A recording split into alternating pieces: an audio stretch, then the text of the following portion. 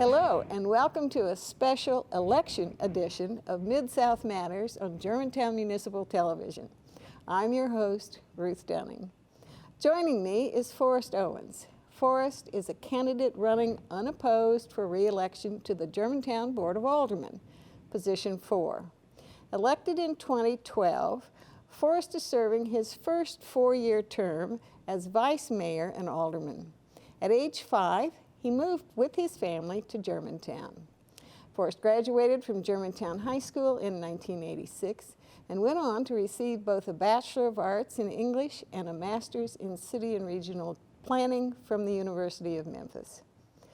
From 1995 to 2005, Forrest worked for the City of Germantown in the Department of Economic and Community Development, including 5 years as the Planning Division Director.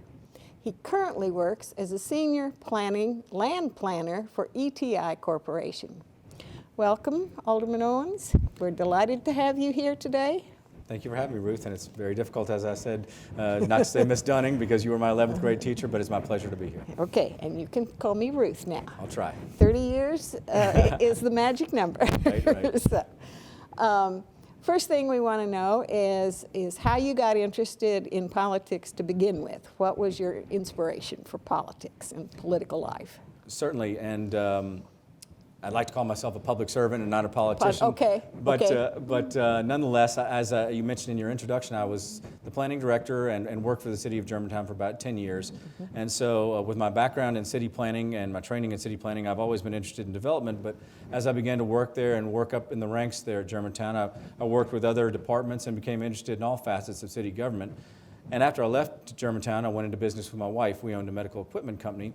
And so I had a little bit of experience in the private sector and in the business side and had my experience on the government side. And so I had some people that I greatly admire ask me to consider leading the city, and so that's when I decided to take the plunge.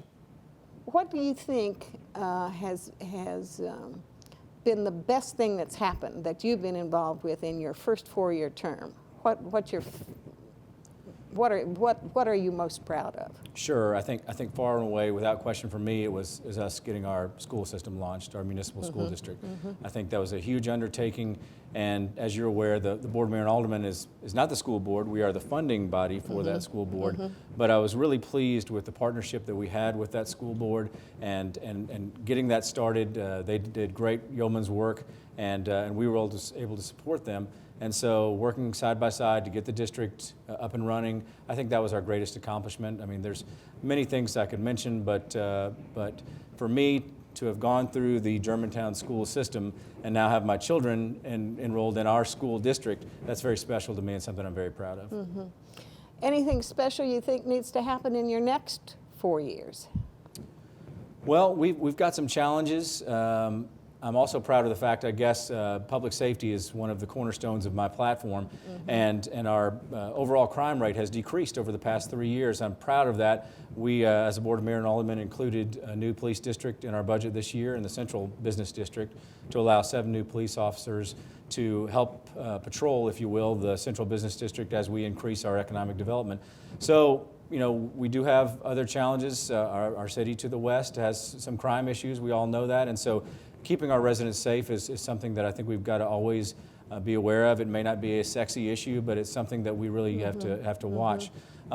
Quality economic development, making sure that we proceed in an orderly manner and protect our residential neighborhoods, but also have that economic engine develop so we can reduce our reliance on property taxes. That's something else that I think we've got to keep working on, and I'm happy that we've done so much in the past 4 years towards that end.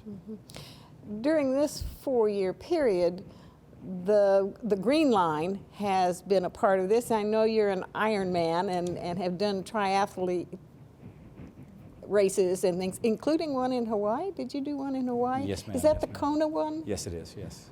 That's amazing. Well, yes. That was a long time ago when I was younger and didn't have kids and a wife and had a little bit more time on my hands. But you mentioned the Green Line, and I'm so proud and glad you did, because we have that new connection now along Wolf River Boulevard, and that connects to what amounts to 33 miles, I think, of bikes, sidewalks, and green belt or greenway.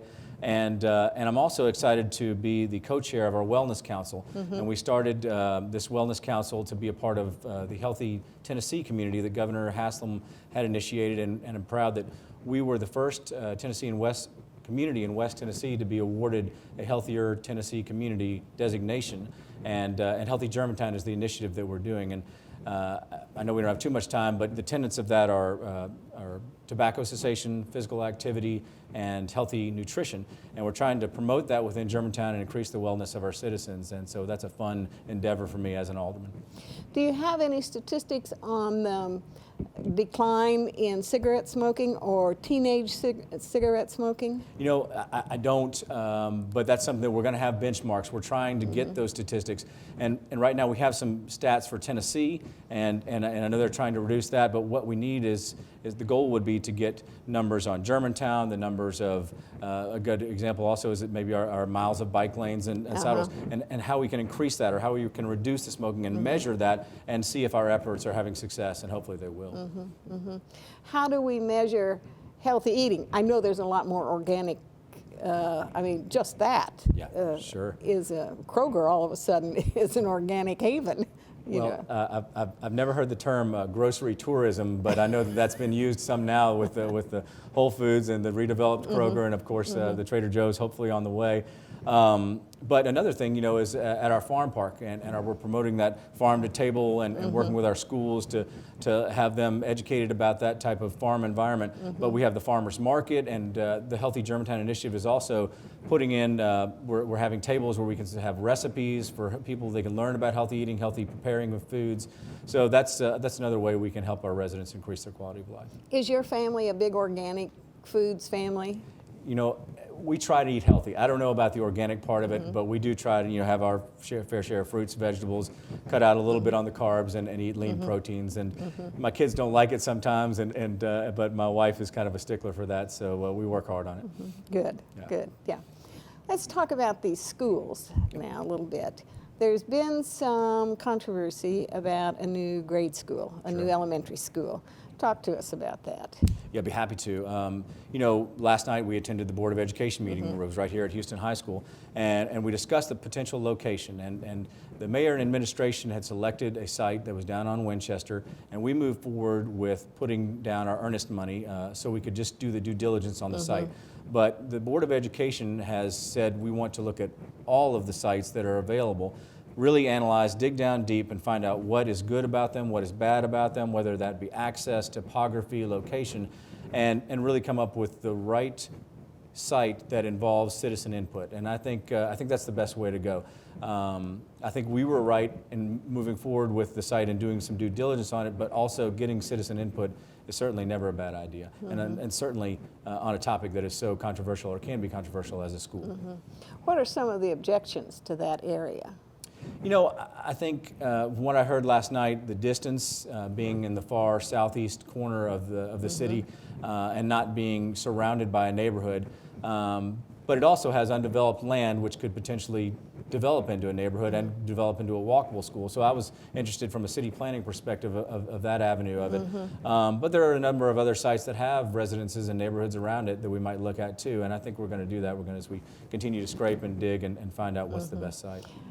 Given population density issues and all, other than that place, where would you think would be a good place? Well, again, last night we discussed a few of them. I think, based on the proximity of where our existing elementary schools are now, preferably south of Poplar, but not necessarily absolutely south of Poplar, and certainly on the east side of the city. We've got Riverdale. The numbers that are incorporated there show that we really should look more towards the east side. There were a few sites, one on Forrest Irene. Particularly, I might not want to mention this on the show, but I thought Union University might be an attractive site. Maybe they're not selling or maybe they are. But I think the important thing is that we just do all the research and make sure that we've scratched and found the exact right one for us after all the due diligence is done. Also on schools, what's the status of the 3 Gs? Right. A question that I think back, and I've told this to people many times, as we mentioned, I graduated from Germantown High School, and so without question, the hardest vote that I ever had to cast was to move forward with our district without having those namesake schools.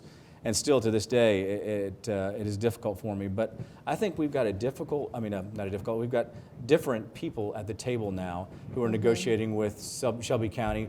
We've got some folks who have relationships with Shelby County School Board as well as Superintendent Hobson. And I think, although that's not their primary goal right now, they've got other bigger fish to fry, if you will. I think that we have at least a place at the table. We've made an offer, as you're aware, for $5 million towards those namesake schools, or at least the elementary and middle. And we hope that we can get to the negotiating table and have some back and forth on that. And obviously my goal is to have those back in our fold as soon as possible. You want to give us a date for when that might come about? I'd love to say within the next 10 years. I mean, if we can show, we've got to make it worthwhile for Shelby County. We've got to put ourselves in their shoes and see what they're seeing. And you know, you look back on it when we originally wanted those schools and demanded those schools, and from their perspective, they would have not gained anything by giving us those schools. And so I think if we can all try and come to the table and understand what each other is looking at and make it good for them and good for us, that's the way to go about it and try to get those schools back. Very good, and the clock has run out. Okay, great. So thank you so much. And I'd like to thank Forrest Owens for taking the time out of his day to be on the show and sharing his vision for the Germantown Board of Aldermen Position 4. Stay tuned for more interviews with other candidates running for the Germantown Board of Mayor and Aldermen.